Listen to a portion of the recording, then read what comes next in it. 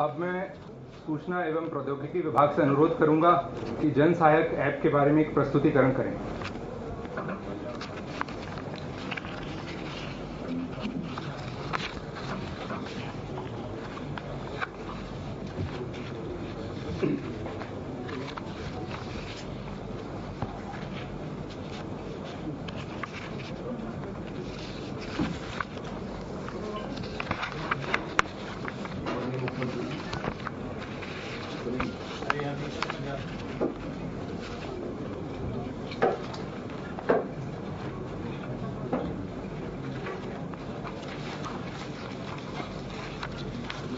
सभी को नमस्कार।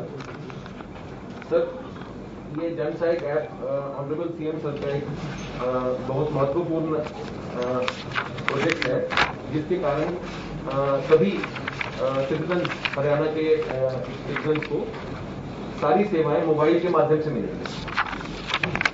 ये एक वेब पोर्टल है जिसमें एडमिनिस्ट्रेशन का ही काम रहेगा। प्राइमरी ये जो एप्लीकेशन है ये मोबाइल एप्लीकेशन है, एंड्रॉइड और एप्पल प्लेटफॉर्म दोनों पे अवेलेबल है। मैं सीधे ही एप्पल एप्लीकेशन पे चले जाता हूँ और थोड़ा सा मोबाइल एप्लीकेशन के बारे में ब्रीफ कर देता हूँ।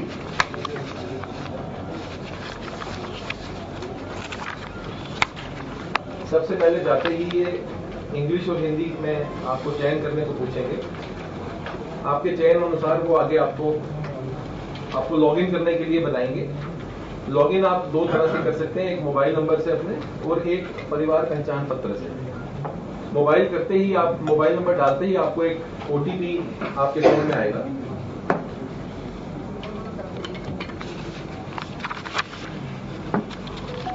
ओटीपी लॉगिन करते ही आपका एप्लीकेशन शुरू हो जाएगा।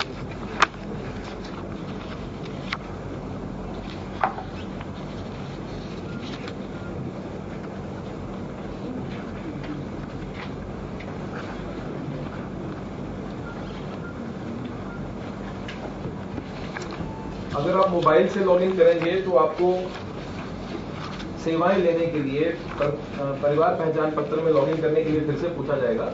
आप अगर बाद में करना चाहते हैं तो इसको बाद में भी कर सकते हैं। फिलहाल के लिए अगर आप स्किप करके आगे देखना चाहते हैं ऐप कैसी है और क्या क्या सेवाएं हैं तो आप स्किप करके आगे जा सकते हैं। बट जब सेवाएं लेनी है और सरल की सेवाएं भी इसमें सारी उपलब्ध हैं, जब आप आगे जाएंगे तो आपको परिवार पहचान पत्र के साथ अपना यहाँ पे जोड़ना पड़ेगा।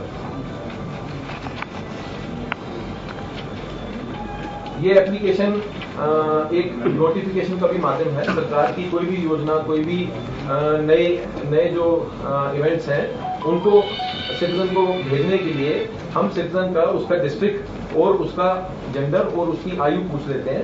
अगर ये हमारे पास ये फीड जैसे आ जाती हैं तो हम यहाँ से कस्टम नोटिफिकेशंस भी जो है सरकार के माध्यम से नीचे सिटीजन को पूछ सकते हैं। जैसे मान लीजिए गुड़गांव में अगर कोई इवेंट है उसकी जानकारी देनी है या कोई वैक्सीनेशन ड्राइव है एक डिस्ट्रिक्ट में हो रही है, तो हम पर्टिकुलर एज ग्रुप को पर्टिकुलर डिस्ट्रिक्ट में भी हम नोटिफिकेशन भेज सकते हैं और इससे सरकारी सेवाएं डायरेक्ट उसको नोटिफाई हो जाएंगी। तो ये एक तिथि डाल के अब आप देख रहे हैं ये बहुत ही सरल एप्लीकेशन है जिसमें 3 तरह की सेक्शंस बनी हुई हैं। एक है इमरजेंसी सेवाएं, दूसरा है गवर्नमेंट सेवाएं और तीसरा है अदर सेवाएं। तो अगर आप गवर्नमेंट सेवाएं देखेंगे, इमरजेंसी सेवाएं देखेंगे तो इसमें आपको इमरजेंसी 112 डायल 112 है, डायल 100 है, डायल 108 एम्बुलेंस सर्विस है, 101 फायर सर्विसेज है, 104 हेल्थ सर्विसेज हैं, 1091 वुमेन सर्विसेज है, 1098 चाइल्ड सर्विसेज है और 1075 कोविड हेल्पलाइन भी है। अब इनमें से किसी पे भी क्लिक करेंगे तो आपका फोन आपको डायल करने के लिए भी बोल देगा। आप डायरेक्ट इस बटन को दबाते ही आपका कॉल उस सेवा को लग भी सकता है। दूसरी हमारी गवर्नमेंट जो G2C जिनको कहते हैं गवर्नमेंट टू सिटीजन सेवाएं, ये वो है हमारी। इसमें आपको सरल की सारी सेवाएं मिलेंगी। आपको सरल के पेज पे जाके उसका फॉर्म भरने की जरूरत नहीं है। यहाँ के ही आपके प्रोफाइल से सेवाओं को आप डायरेक्टली अप्लाई कर सकते हैं। मोबाइल के माध्यम से ही आपकी सेवाएं मिल जाएंगी और आपको अलर्ट्स भी आने शुरू हो जाएंगे। तो ये कैटेगरी वाइज हमने 3-4 कैटेगरीज बनाई है। जैसे सरल की सर्विसेज, डिपार्टमेंट वाइज सर्विसेज। अगर एक सिटीजन को खोजनी है कोई सर्विस तो वो एक बहुत सरल उसका सर्च ऑप्शन होना चाहिए। जैसे अभी मान लेते हैं हम डिपार्टमेंट को सर्च करते हैं और डिपार्टमेंट में रेवेन्यू को सर्च करते हैं, तो जो रेवेन्यू डिपार्टमेंट की सारी सेवाएं होंगी वो यहाँ पे दिखनी शुरू हो जाएंगी। अगर हम दूसरा पुलिस देखते हैं तो पुलिस की सेवाएं दिखनी शुरू हो जाएंगी। अगर आपको डिपार्टमेंट का नाम से सेवाओं को सर्च नहीं करना है और आप किसी का जैसे नाम डाल के सर्च करना चाहते हैं, जैसे सर्टिफिकेट बेस्ड सेवाएं कौन सी हैं, तो अगर आप यहाँ पे सर्टिफिकेट बेस्ड लिखना शुरू करेंगे सेवाओं में जाके, सरल में जाके, जैसे सर्टिफिकेट लिखा मैंने, तो आप देख पाएंगे कि यहाँ पे सर्टिफिकेट बेस्ड जो सेवाएं हैं वो दिखनी शुरू हो जाएंगी।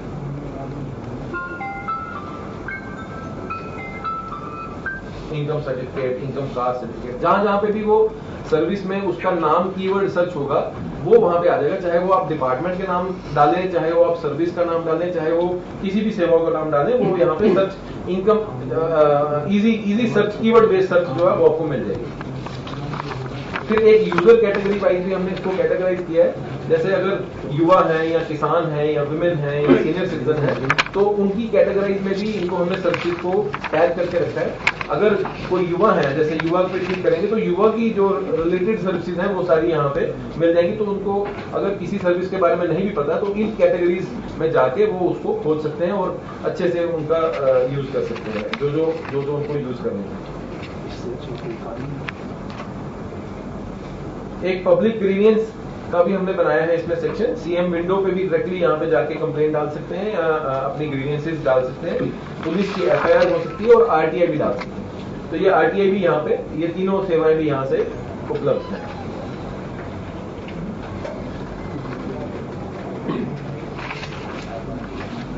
अदर सेवाओं में अगर आप देखेंगे तो हमने टेंडर्स की जानकारी रखी है। जो भी हरियाणा सरकार के नए टेंडर्स आएंगे वो यहाँ पे आपको हाइपरलिंक में दिख जाएंगे। अगर आप टेंडर्स की साइट पे आपको जाने की जरूरत नहीं, आपको यहीं पे वो विजिबल होते रहेंगे। बिल पेमेंट्स की सेक्शन है। बिल पेमेंट्स में जैसे आपकी बिजली के बिल है, पानी के बिल है, ये सारे बिल सेवाओं का यहाँ से पेमेंट आप ट्रिगर कर सकते हैं। ट्रैवल सेक्शन है एक हमारी, जिसमें आईआरसीटीसी बस टिकटिंग और एयर बुकिंग की भी सुविधा इसमें डाल रही है। एक जॉब्स सेक्शन है हमारा, जहां पे जिस भी डिपार्टमेंट में जॉब्स आती हैं, तो जॉब्स पब्लिक सर्विस कमीशन या सक्षम युवा या स्पोर्ट्स जॉब, ये सारी सर्विसेज भी यहाँ पे चिन्हित है। जो भी सिटीजन जिस भी कैटेगरी में जाके अपने आप को कनेक्टेड फील करता है वो सेवाओं में जाके अपना भर सकता है या उनके बारे में जानकारी ले सकता है। तो ऐसे ही हमारी स्किल डेवलपमेंट भी है। स्किल डेवलपमेंट भी कहाँ पे हो रही है, इन 3 जगह। जैसे जैसे और हमारे पास इंफॉर्मेशन आती जाएगी, जन सहायक को हम और बेहतर बनाते जाएंगे। इसके अलावा इसमें एक न्यूज सेक्शन भी है। ये न्यूज सेक्शन हमारे टीआर हरियाणा के साथ डायरेक्टली जुड़ी हुई है और ये न्यूज आपको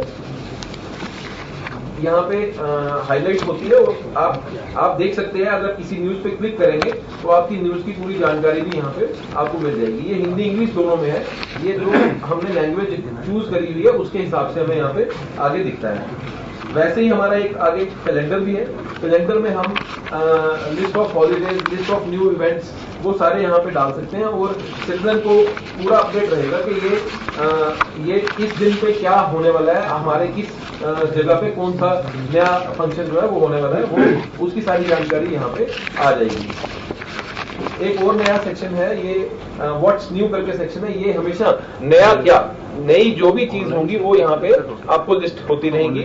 जैसे आज हमारी लॉन्च है तो हमने आज इसका नया रखा है। ऐसे आगे के जो नए लॉन्चेस होंगे वो हम यहाँ पे हाईलाइट करते रहेंगे। हमने इसमें एक सेटिंग्स की भी प्रोविजन दी है, जिसमें आप जाके कभी भी अपनी लैंग्वेज को चेंज कर सकते हैं। अगर मैं ये हिंदी करता हूं तो ये सारी एप्लीकेशन जो है हमारी हिंदी में दिखनी शुरू हो जाएगी। एक बार न्यूज भी दिखा देता हूं।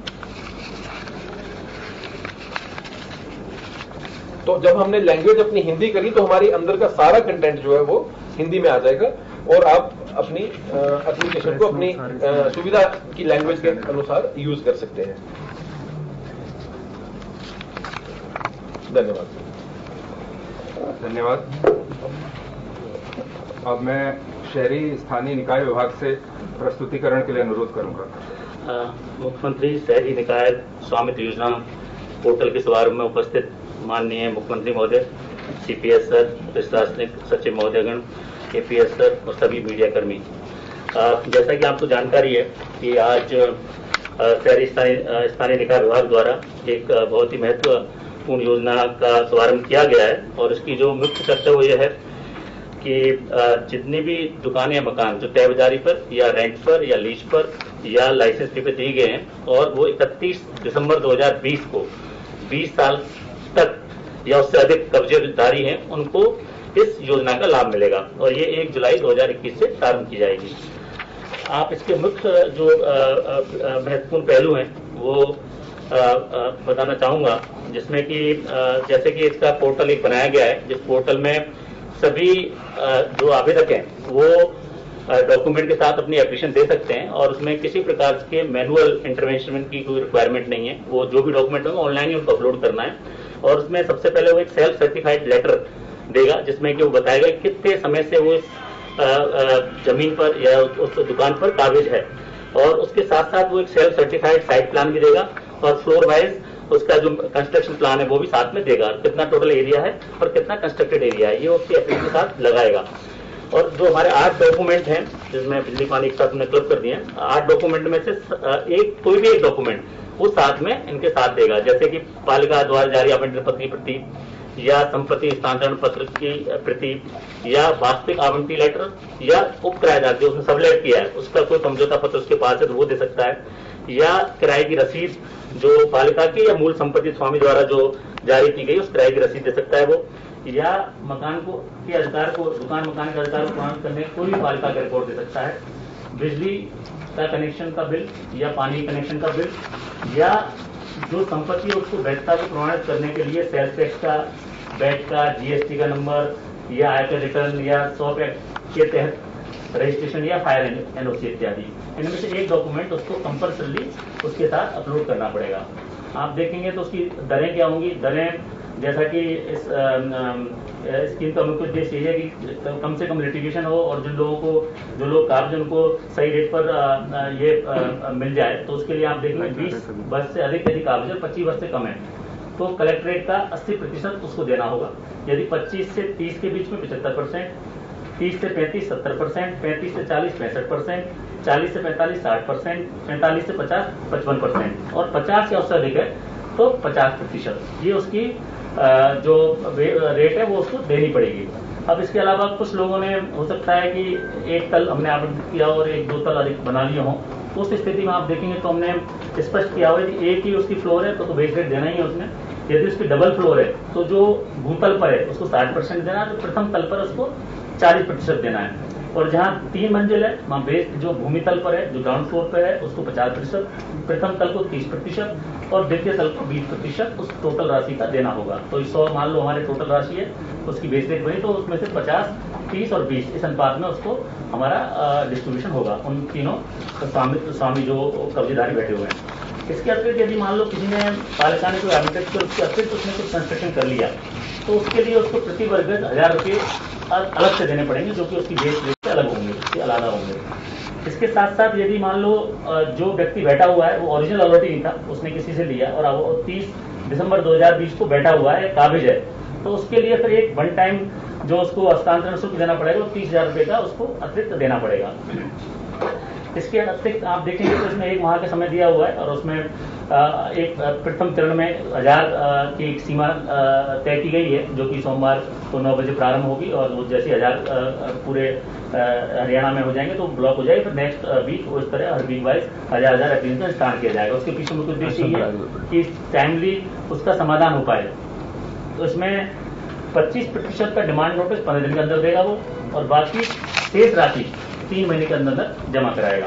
इसमें एक और प्रावधान किया है कि वो 75% तक का लोन किसी भी बैंक से ले सकता है, मतलब इस प्रॉपर्टी के अगेंस्ट में, तो उसको आसानी होगी। तो किसी गवर्नमेंट यूएलबी बॉडीज को जो स्थानीय निकाय हैं उनको एक साथ एक मुश्त राशि मिल जाए, उनको भी दिक्कत ना और एक साथ यूएलबी को राशि मिल जाए।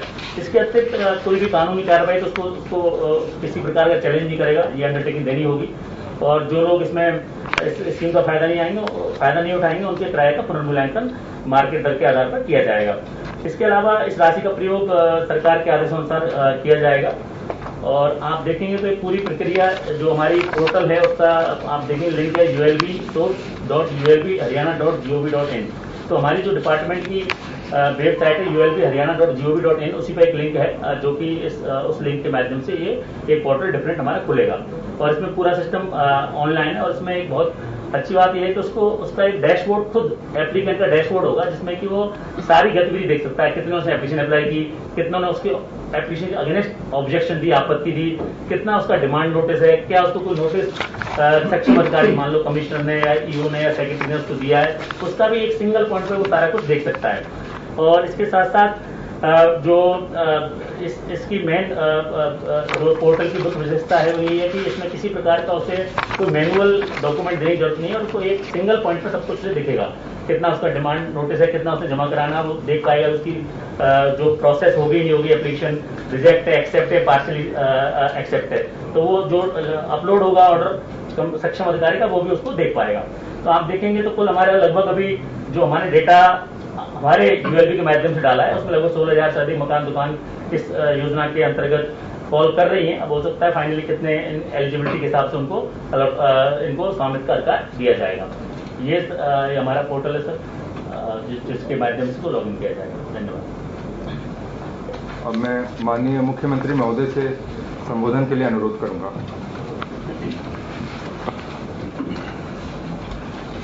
मित्रों, सबसे पहले तो कल 1 जुलाई है और 1 जुलाई विश्व भर में डॉक्टर्स डे के रूप में मनाया जाता है।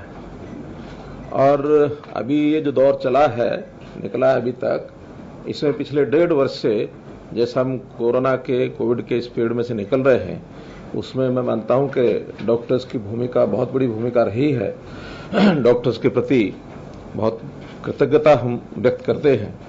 कोरोना वॉरियर्स के रूप में, फ्रंट लाइनर्स के रूप में डॉक्टर्स ही एक प्रकार के बहुत से लोगों की जीवन को बचाने में और उनका योगदान रहा है।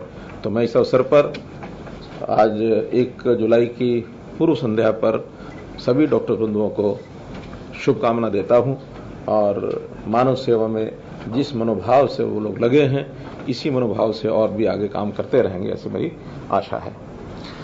आज 2 पोर्टल्स आपके सामने अभी लॉन्च किए गए हैं, उसके बारे में विस्तार से बताया भी गया है। पहला इसमें था जन सहायक।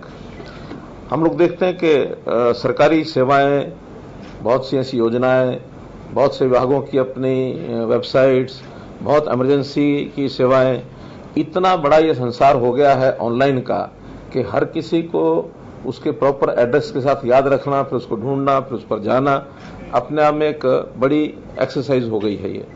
तो इस सारी एक्सरसाइज को सरल करने के लिए हमने एक ही जो ये बनाया है पोर्टल, जन सहायक पोर्टल।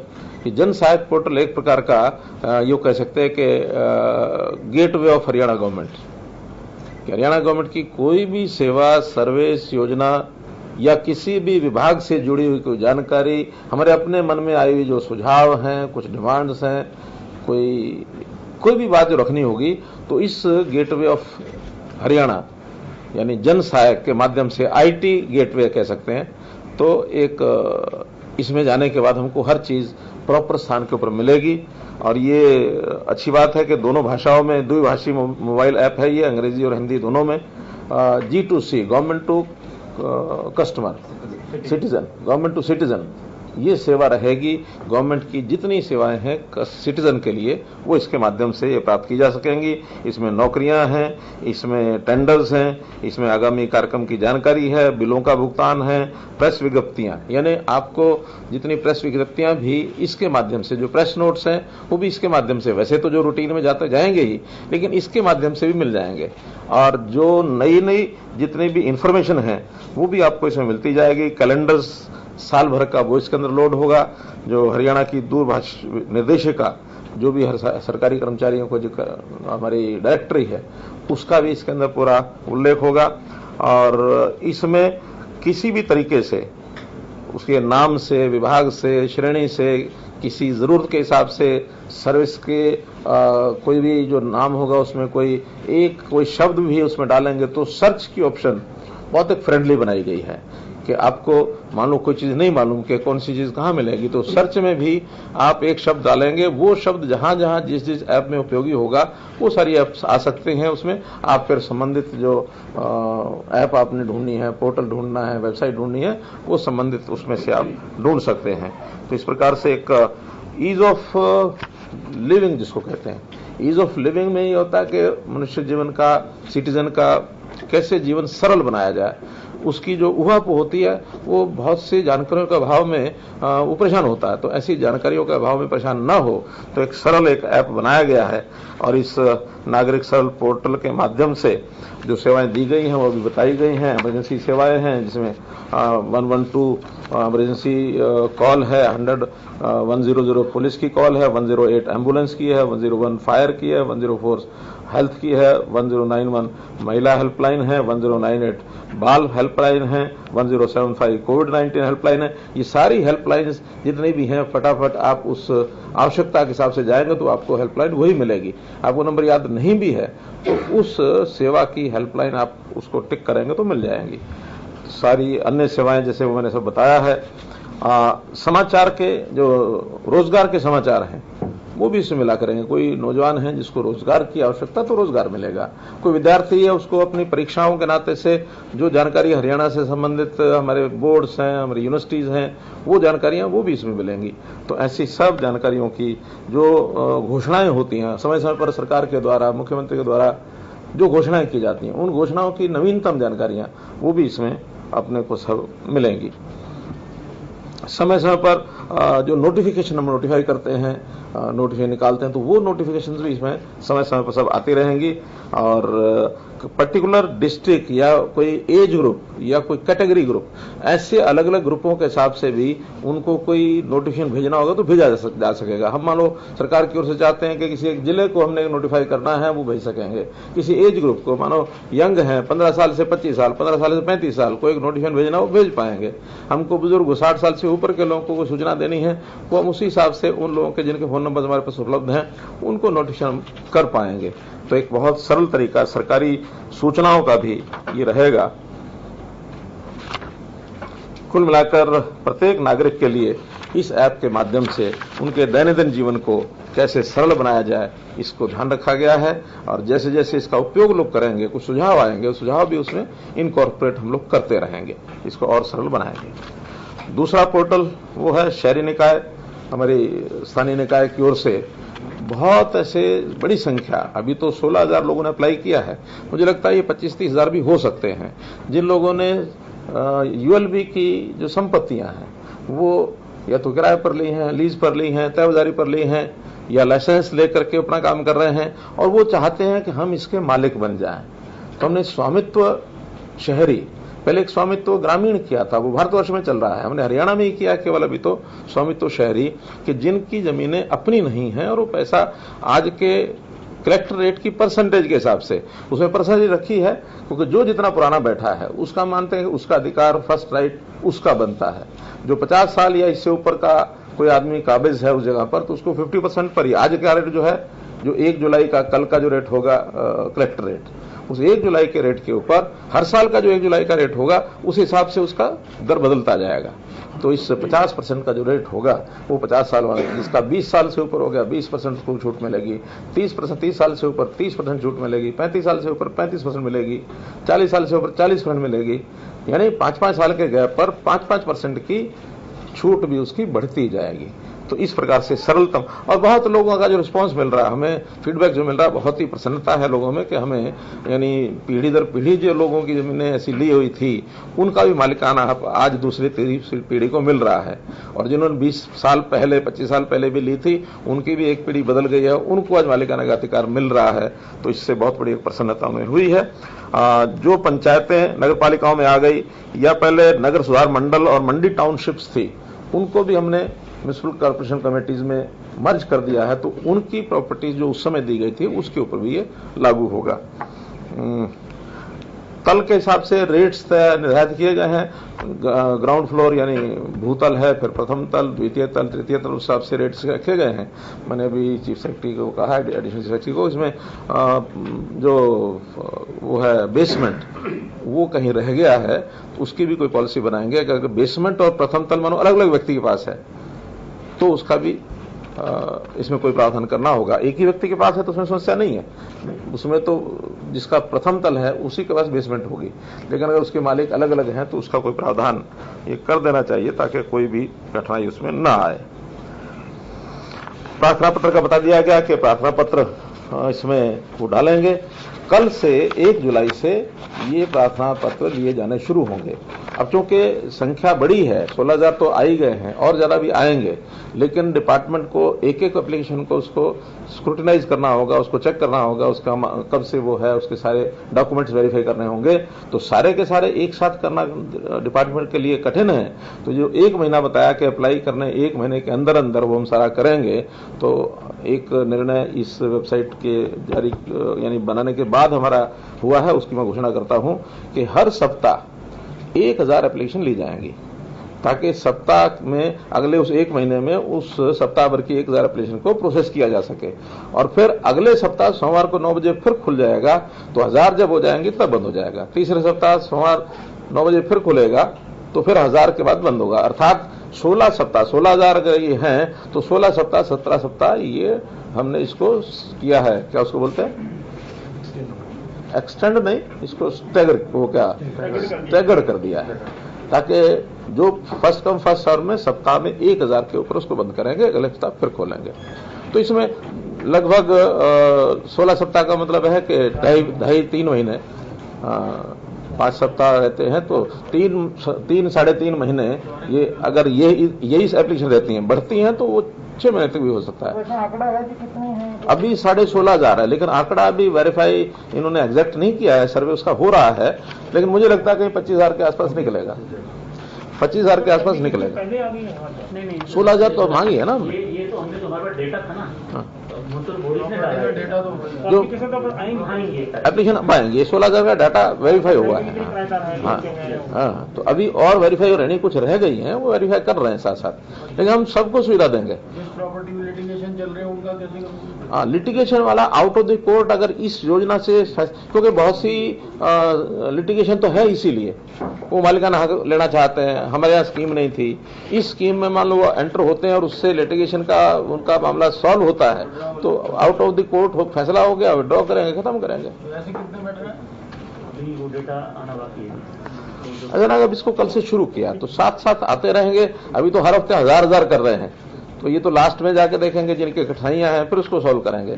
विवादों का समाधान, ये हमारा एक अंडरलाइन एक फ्रेज जिसको हम नोट करें और इसके ऊपर लगातार हम काम कर रहे हैं।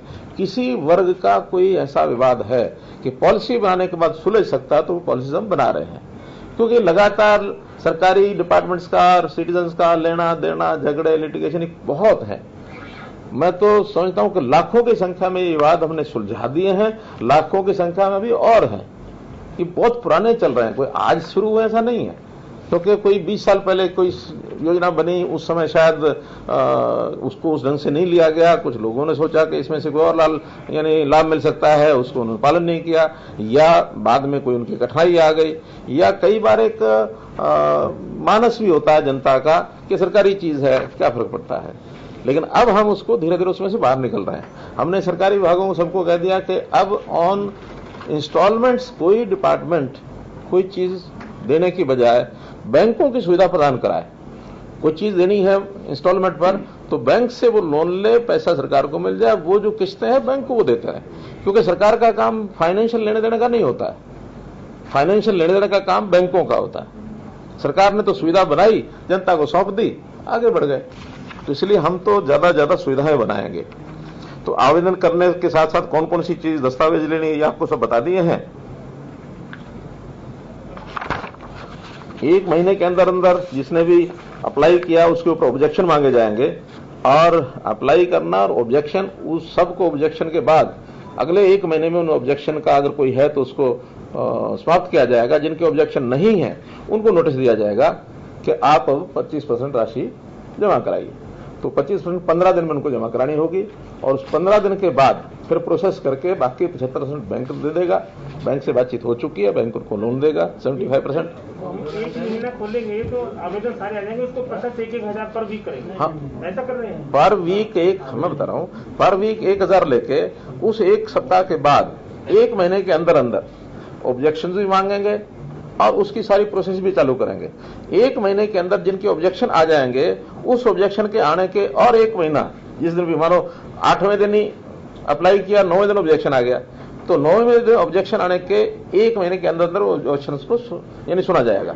कुछ और कि हम आवेदन जो 16-17 हजार जो लोग हैं वो एक दिन पोर्टल खुले रखेंगे तो आवेदन तो कोई भी सारे कर देंगे ना। नहीं, सारे नहीं कराएंगे ना, 1,000 के बाद उसको बंद कर देंगे शेष टाइम के लिए। 6 दिन में हो जाएगा तो 1,000। हाँ, नहीं बंद कर देंगे, 1 दिन नहीं, 1 सप्ताह के लिए 1,000 हर सोमवार फिर खोलेंगे। मंडे टू मंडे 2 दिन में अप्लाई कर दें, 1,000 2 दिन में अप्लाई कर। हाँ, बस बाकी 5 दिन बंद रहेगा, फिर सोमवार खुलेगा। तो सर इससे जो है पब्लिक को तो फायदा हो गई। अब आपको क्या लगता है कि सरकार इसको टोटल प्रोसेस को कितने दिन में पूरा कर लेगी? मैंने बताया 16,000 है, 16 सप्ताह तो हो ही गए। मतलब अगर ये 25,000 है तो 25 सप्ताह हो गए। 25 सप्ताह के बाद अगला जो रूटीन का 1 महीना, फिर ऑब्जेक्शन का 1 महीना, फिर 15 दिन से पैसे लेना, 2-2.5 महीने वो लगेंगे। तो कुल मिला के 5-6 महीने में स्टेगर हो गया सारा कुछ। सरकार को कितना आपको लगता है रेवेन्यू आएगा? देखिए, अब इसका को एकदम नहीं कह सकते कि किस प्रॉपर्टी का पैसा, कितना एरिया, कितना पैसा, वो अलग अलग है।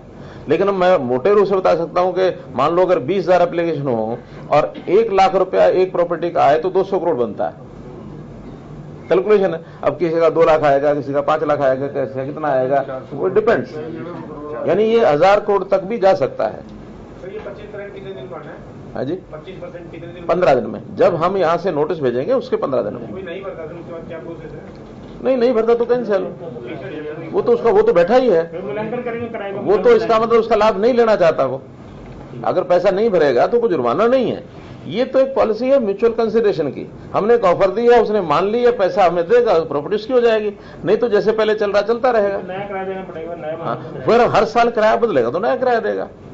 ये कोई बाइंडिंग नहीं है, ये तो एक सुविधा दी है लोगों को। लोग चाहते हैं, अभी तक ये पॉलिसी थी नहीं। अभी तो ये था कि या तो पैसा देता रहे या खाली कर जाए।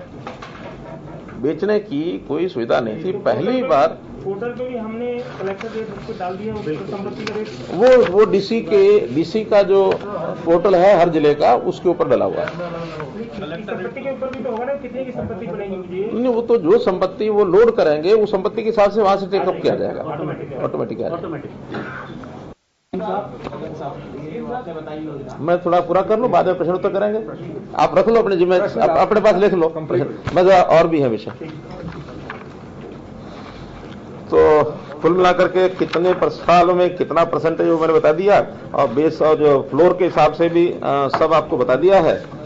इसमें अगर अतिरिक्त भवन का जो क्षेत्रफल उसने को निर्माण कर लिया है, उस अतिरिक्त क्षेत्रफल के ऊपर भी 1,000 रुपया क्या फाइन है। नहीं, एडिशनल है, लेकिन उस लैंड की कॉस्ट तो लैंड के हिसाब से होगी। लेकिन अगर जितनी दी थी, मान लो 100 गज की दुकान दी थी, उसने 25 गज और कर ली और 25 गज पर ऑब्जेक्शन नहीं आया, तो वो 25 गज भी उसी रेट पर, जो आज का रेट उस पर देंगे, प्लस 1,000 रुपया और जुर्माना। तो उसने अनक्रोचमेंट की है। लेकिन अगर ऑब्जेक्शन आ गया तो डिनाई भी कर सकते हैं कि ये 25 गज सार्वजनिक जगह है, लोगों की आने जाने का रास्ता है, आपने इसको किया, उसको तोड़ दो। तो वो ऑब्जेक्शन के ऊपर निर्भर करता है। ऑब्जेक्शन नहीं कोई करता और उसने बनाया हुआ तो दी जा सकती है। और किसी ने अगर ट्रांसफर नहीं कराया, मान लो एक व्यक्ति ने लीज पर ली थी, उसको बाद में दूसरे ने ले ली, उसी के नाम चलती आ रही रिकॉर्ड में, आज अगर दूसरा कोई बैठा है तो वो ट्रांसफर कराने के 30,000 रुपया देगा, ट्रांसफर करा लेगा। पीरियड वहीं से माना जाएगा जो ओरिजिनल पहली अलॉटमेंट जिसको हुई थी।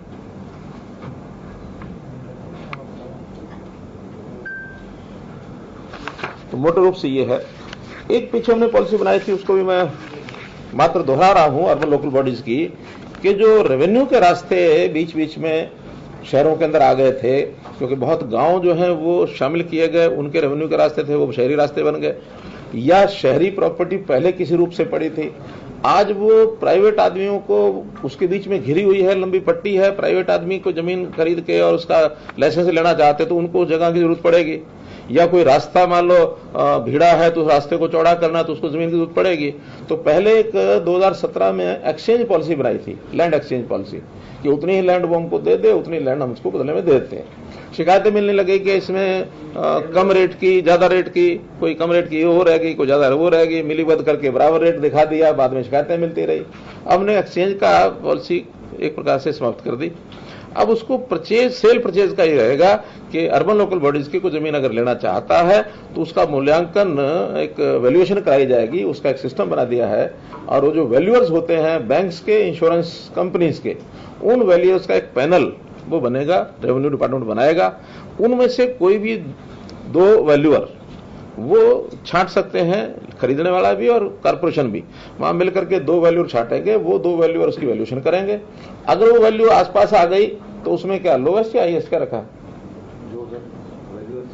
दोनों का अगर आ गया मीडियम, उसका अभी एलेबोरेट किया नहीं है। ठीक है, एक ये जरा इसको भी ध्यान रखें कि या तो हम लोअर रखें या हायर रखें या मीडियम रखें, और अगर अंतर ज्यादा आएगा तो फिर दोनों की सहमति से तीसरा वैल्यूअर आएगा। उस दोनों की वैल्यूएशन का अब ये पॉलिसी बन रही है, एक्चुअली रेवेन्यू डिपार्टमेंट वो कर रहा है, उसका एक अंतर रख सकते हैं से 5%, कि दोनों का अंतर 5% अगर आता है, क्योंकि इंडिपेंडेंट दोनों करेंगे, तो उसमें से उसका मीडियन लिया जा सकता है। और अगर ज्यादा अंतर आता है तो थर्ड वैल्यूअर एक और ला करके उसकी वैल्यूएशन कराई जा सकती है। फिर जो भी सिस्टम बनाएंगे उस रेट पर खरीदने वाला पैसा जमा करा के और वो ले सकता है। और ये पैसा चाहे वो है और चाहे इससे आएगा, इस योजना से, ये सारा हर एक म्युनिसिपल बॉडी का अलग एक अकाउंट में रखा जाएगा। इस पैसे से केवल वो जमीन खरीद सकते हैं या कोई परमानेंट एसेट बना सकते हैं। इसको प्लान्ड जो एक्सपेंसेस होते हैं, तनख्वाहें हैं, बिजली बिल है, ये वो खर्च नहीं कर सकते। वो अगर किसी को करना होगा तो with the permission of the government करेंगे। मान लो किसी कठाई ऐसी आ गई, कोई कंटिजेंसी ऐसा विषय आ गया प्लान में, उनको खर्चा अचानक इमरजेंसी आ गई, तो फिर अप्लाई करके गवर्नमेंट से परमिशन लेकर उसको खर्च करेंगे, अन्यथा नहीं। तो ये जो राजस्व रास्तों की ये पॉलिसी भी हमने बना दी है ताकि रास्ते में आसान हो जाए, वरना ये बहुत बड़ी कठिनाई आती थी। अभी पिछले दिनों में कोविड का जैसे थोड़ा सा राहत हमको मिली, तो विचार यह आया कि बहुत से विभागों के काम केंद्र सरकार के विभागों के साथ हमारे कई महीनों से वो स्टैंड स्टिल थे। जो चीजें चलनी थी वो नहीं चल पा रही थी। तो मैं पिछले सप्ताह दिल्ली गया था, 4 मंत्रियों को पिछली बार मिलकर आया था। संयोग से 2 दिन का कार्यक्रम मैंने थोड़ा इस ऊहापोह में, हमें भी किसी ने सलाह दे दी कि आप जाके जरा मनाली में रहो। अब हमारा मन है जैसा है, मनाली में हमको पता लगा कि नितिन गडकरी आए हुए, मैंने कहा जी एक सरकारी काम है करवा दो, तो उन्होंने भी स्वीकार कर लिया। मैं उनका आभार प्रकट करता हूँ। तो उन्होंने भी अधिकारी बुला लिए, हमने भी बुला लिए, तो एक मीटिंग वहां करके और लगभग 6,500 करोड़ रुपए की एक योजनाएं जो हमारी कुछ पेंडिंग पड़ी थी उन्होंने स्वीकृति दी है। 8-10 छोटे छोटे विषय थे, कहीं फ्लाईओवर था, कहीं साइड में कहीं अंडरपास था, कहीं साइड स्लिप रोड थी, कहीं ऐसे कुछ नई रोड्स भी हैं। एक सबसे बड़ी जो नई रोड की स्वीकृति सैद्धांतिक रूप से हमें मिली है वो पानीपत से डब वाली। अभी तक जितने भी हाईवे, नेशनल हाईवेज हैं, वो सामान्यतः नॉर्थ साउथ है, लेकिन ईस्ट वेस्ट एक हाईवे अभी एक है दिल्ली डबवाली का, लेकिन एक और इस नॉर्थ हरियाणा से और साउथ हरियाणा को यानी वेस्ट हरियाणा को मिले तो पानीपत से और डबवाली के साथ राजस्थान पंजाब लग जाता है, इधर पानीपत उत्तर प्रदेश लग जाता है। तो एक प्रकार से उस हाईवे की उपयोगिता काफी लगी है, तो उन्होंने इसको स्वीकार कर लिया है। तो इस प्रकार से ये सारे विषय उनके साथ हमने किए हैं। और इसके बाद फिर मेरा दिल्ली कल जाना हुआ, तो उसमें भी जो हमारे टूरिज्म मिनिस्टर हैं उनके साथ Krishna circuit part 2 97 crore, heritage circuit 99 crore, इसका प्रोजेक्ट सबमिट हम करेंगे। उन्होंने कहा कि यहाँ दोनों ये सैद्धांतिक रूप से मंजूर उन्होंने कर लिए हैं। ज्योतिसर का जो हमारा बहुत बड़ा एक प्रोजेक्ट जिसमें गीता और महाभारत का जो तालमेल करके और 18 अध्याय और उसमें 134 स्थान हैं, उनका सबका महत्व दिखाते हुए बहुत अच्छी प्रेजेंटेशन डिपार्टमेंट ने बनाई। वो देख करके प्रसन्न हुए। उनका इसका भी जो खर्च है वो बिल्डिंग का खर्च उन्होंने पहले दिया है, लेकिन उसमें आईटी से जुड़े हुए जो कोई टेक्निकल सारे उसमें इश्यूज हैं वो 150 200 करोड़ रुपए का खर्च है, उसमें भी उनका कुछ शेयर वो करेंगे। और बल्कि उन्होंने तो खुश होकर कहा कि इसको हम प्रधानमंत्री जी को दिखाएंगे, कैबिनेट को दिखाएंगे और उसमें उसका योगदान उनका वो करवाएंगे।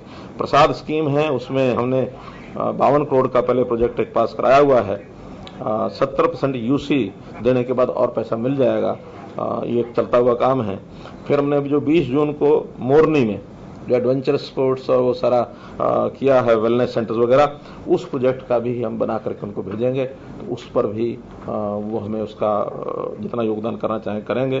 कालेसर से कालका से कालेसर एक साइकिल ट्रैक, बाइक ट्रैक, ये ट्रैक बनाए जाएंगे जिसमें बाइकिंग और साइकिलिंग, उसका कोई अरेंजमेंट करेंगे, या तो अलग अलग दिन रखेंगे या 2 ट्रैक करेंगे, ताकि एक बार साइकिल का एक और बाइक का ऑर्गेनाइज्ड ये जो चलेंगे व्हीकल्स बाइकिंग स्कीम, इसका भी प्रोजेक्ट मंजूर हुआ है। आदि बद्री और वहां से सरस्वती नदी का उद्गम, इसकी एक मीटिंग 8 जुलाई को उन्होंने बुला ली है, यहां से हम अधिकारी को भेजेंगे। राखीगढ़ी और दिल्ली, उसका भी एक साइकिल ट्रैक, क्योंकि विदेशी लोगों की राखीगढ़ी बहुत पसंद बना है और विदेशी लोग चाहते हैं कि अपने छोटे वाहन लेके जाएं, साइकिल लेके जाएं, तो ऐसा एक रास्ता थॉरोफेयर ये करवाया जाएगा। केमिकल एंड फर्टिलाइजर मिनिस्टर हैं हमारे श्री सदानंद गौड़ा जी। 2 हमारे प्लॉट हैं ऐसे गुरुग्राम में, एक आईडीपीएल फैक्ट्री केंद्र की थी, बंद हो चुकी है, 90 एकड़ जमीन पड़ी है। ऐसे HIL हिंदुस्तान इंसेक्टिसाइड्स लिमिटेड, वो भी फैक्ट्री लगी ही नहीं, शुरू में उन्होंने जमीन तो ले ली लेकिन वो शुरू नहीं हुआ। ये बिल्कुल MBS के सामने का बहुत बड़ा प्लॉट पड़ा है, वो लगभग 52 एकड़ का वो है। तो ऐसे 142 एकड़ जमीन उन्होंने सैद्धांतिक तौर पर कह दिया कि हम हरियाणा को ट्रांसफर कर देंगे, ताकि आप अपने प्रोजेक्ट को बना सकते हैं, सरकारी प्रोजेक्ट या कोई भी रेजिडेंशियल कमर्शियल जैसा भी। तो हमारे जो सचिव स्तर की बैठक एक जल्दी होगी, उसमें से कोई ना कोई फाइनल करके, जैसे हमने HMT की लैंड ले ली है, उनसे पैसा दे के ली है, ऐसा ही पैसा दे के ये दोनों लैंड हम ले लेंगे। इसका भी सैद्धांतिक सहमति ये बन गई कि वो हरियाणा को लैंड देंगे और पैसा हम उनको देंगे। हमारे जो शहरी विकास मंत्री श्री HS पुरी, उनके साथ मेन रूप से जो गुड़गांव की मेट्रो है और फिर रैपिड रेलवे ट्रांसपोर्ट में दिल्ली, गुड़गांव और राजस्थान बॉर्डर तक 106 किलोमीटर की लाइन है। उसमें दिल्ली का पोर्शन जो है उसमें थोड़ी अड़चन उनको आई हुई है। अड़चन क्या, दिल्ली सरकार ने कोई ऑब्जेक्शन किया होगा, तो उतना ही रह गया। हमने हरियाणा की ओर से सब क्लियर कर दिया। तो मंत्री जी ने कहा कि बहुत जल्दी हम दिल्ली के मुख्यमंत्री को बुला के उसको क्लियर करेंगे और सारा प्रोजेक्ट जो है वो शुरू कर देंगे। एक इसी प्रकार का RRTS दिल्ली पानीपत पहले मंजूर हुआ है, उसे मैंने पिछली बार करनाल तक बढ़ाने की रिक्वेस्ट की थी, उसको उन्होंने मान लिया है। तो उसका DPR भी बनना शुरू हो गया है, अक्टूबर तक वो बन करके तैयार हो जाएगा। फिर ये दिल्ली पानीपत की बजाय दिल्ली करनाल RRTS कहलाएगी और दिल्ली करनाल का काम अक्टूबर के बाद शुरू करेंगे। यमुना में NCR प्लानिंग बोर्ड ने कोई एक नोटिफिकेशन निकाल दिया था कि जो NCR एरिया है उसमें यमुना के अंदर माइनिंग नहीं होगी। अब वो गलती से लगा या किसी अफसर को ध्यान में नहीं आया, केवल माइनिंग का विरोध है कि माइनिंग वास्तव में पहाड़ की माइनिंग ना हो, ये तो मैं समझ में आता है, लेकिन नदी के अंदर माइनिंग नहीं होगी तो नदी तो फिर माइनिंग भर जाएगी, ओवरफ्लो करके बाढ़ आएगी। जब विषय उनको बताया गया तो सहमति उन्होंने दे दी कि हाँ ये गलती हुई है कहीं ना कहीं। तो यमुना के अंदर जितनी माइनिंग आवश्यक है, क्योंकि हर वर्ष पानी के साथ रेत आएगा और अगर उसमें से निकालेंगे नहीं, एक्सकेवेट नहीं करेंगे, तो पानी ऊपर चलेगा तो ओवरफ्लो करेगा सारा दिल्ली और आसपास के इन जिलों में, करनाल, पानीपत, सोनीपत, यमुनानगर, अपना पलवल और फरीदाबाद, ये 5 जिले हैं उसमें। उन्होंने कहा कि नहीं, ये सैद्धांतिक रूप से हमने बात मान ली, उसका नोटिफिकेशन करा देंगे कि जो EC की एनवायरमेंट क्लियरेंस जो होता है उसकी जो कंडीशंस रहती हैं उसको मानते हुए और ये 3 मीटर तक खुदाई माइनिंग की हो सकेगी, इसकी आवश्यक है, ये नेचुरल प्रोसेस है। तो ये भी उन्होंने मान लिया है। मोटे रूप से केंद्रीय मंत्रियों के साथ ही हमारी जो बातचीत हुई है उसका ब्यौरा 1 सप्ताह का या 10 दिन का जो है वो आपके सामने इसलिए रखा है कि आप लोगों के मानस में कुछ और बातें घूम जाती हैं कि दिल्ली गए नहीं और आपने उल्टा पलटी की नहीं। तो कोई उल्टा पलटी करने की आवश्यकता नहीं, हम ठीक चल रहे हैं, ऐसे ही चलेंगे। हाँ, दिल्ली हमारी चौके बिल्कुल, हरियाणा तो 3 तरफ दिल्ली को हरियाणा घेरता है, हमारे 8-10 जिले, बल्कि NCR में तो 13 आ गए हैं, लेकिन 13 में कुछ तो दूर हैं, लेकिन 8 जिले तो ऐसे हैं जो दिल्ली से ही बैठ करके हम अपना सारा काम कर सकते हैं, पार्टी का, सरकार का, सब वहां होते हैं। इसलिए उसको इतना गंभीरता से आप लोगों को नहीं लेना चाहिए। दिल्ली जाने को दिल्ली जाने का। जब केंद्रीय मंत्री से मिलने होगा तो ऑफिशियली मिलने में तो गंभीरता से ना लें। मंत्रिमंडल विस्तार नहीं, हर बार मेरा कार्यक्रम केंद्रीय मंत्रियों को मिलने का ही रहता है।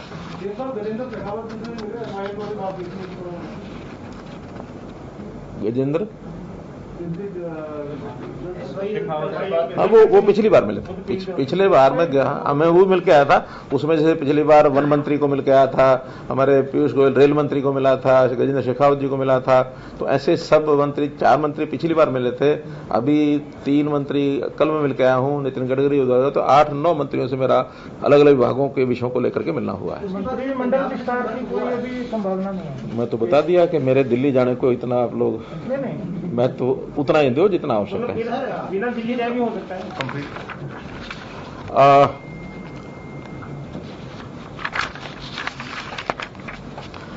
एक विषय जो मैंने आपके सामने रखना है वो ये कि ये जो किसानों वाला विषय चल रहा है, इसमें वैसे तो मैं बहुत बार अपील कर चुका हूं आपके माध्यम से। अब चूंकि लंबा समय हो गया, 7 महीने हो गए हैं, और 7 महीने में ये अंडरस्टैंडिंग आम जनता की तो बन गई है कि अगर कुछ होना होता, कुछ आगे बढ़ना होता तो बढ़ गया होता। हम लोग अपने किसानों के जो बिल बनाए गए हैं, कानून बने हैं, उनकी जितनी भी सार्थकता है, उनके जो विशेषताएं हैं, वो सब हमने जनता को बताई हैं, बार बार बता रहे हैं। और वो इसमें कमियां क्या हैं वो बताए बिना एक ही जो रट लगाए हैं कि नहीं कुछ भी हो परनाला उथे दा उथे, एक जो जिद है वो पकड़ के बैठे हैं। जिद नहीं पकड़नी चाहिए, खुल करके बात करना है। तो कल भी 2 दिन पहले भी कृषि मंत्री जी ने कहा है कि वो खुल करके बात करें, लेकिन इस कंडीशन के साथ आए कि नहीं बिल वापस करोगे तो हम आते हैं, नहीं तो कोई फायदा नहीं है। उस प्रकार का लाभ नहीं है। और फिर एक जो मैं अपने मन में एक कठिनाई समझ रहा हूं वो ये कि किसान शब्द जो है ना, ये बड़ा पवित्र शब्द है। किसान के प्रति एक श्रद्धा, आस्था ये सबकी है। मैं ये नहीं कहता कि उनकी नहीं है, जो आंदोलनकारी नेता है उनकी भी है, हमारी भी है, आम जनता की भी है, सरकारों की है, सबकी है। लेकिन इस आंदोलन का एक दुखद पहलू ये निकल आया है कि इस आंदोलन के साथ कई प्रकार की ऐसी दुर्घटनाएं हो गई हैं कि जो इस शब्द को भी बदनाम करने के लिए और लोग मुंह खोलने लगे हैं।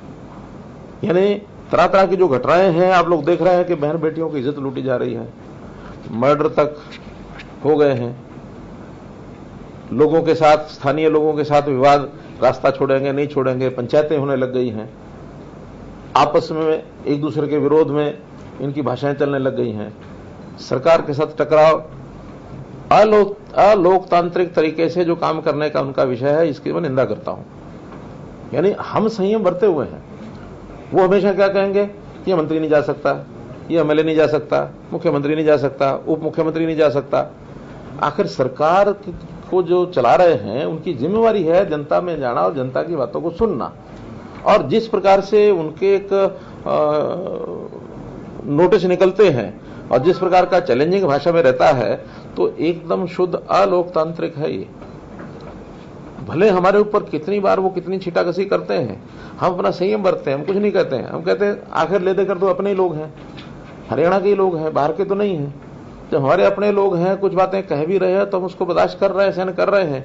लेकिन सीमा से आगे बढ़ना ये किसी के हित में नहीं है। अब जो सीमा से आगे बढ़े, तुमको कहना पड़ा एक बार कि आप लिख करके दीजिए कि हम अपने आंदोलन को शांतिपूर्वक चलाएंगे, कहीं भी हिंसात्मक काम नहीं करेंगे। और हिंसात्मक गतिविधि होगी तो उनके खिलाफ कार्रवाई भी होगी, एफआईआर भी होगी। और उस एफआईआर के बाद कोर्ट के जो नोटिस आएंगे वो भी उनको जाएंगे, कोर्ट अपना काम वो भी करेगा। इसलिए एक सीमा तक तो संयम बरतना भी अच्छा लगता है। आखिर की कितनी घटनाएं पिछले राज्यों में 2014 से पहले किस सरकार के, किस मुख्यमंत्री के काल के अंदर कोई ना कोई बड़ी घटना नहीं हुई किसानों के साथ? क्या क्या कांड नहीं हुए?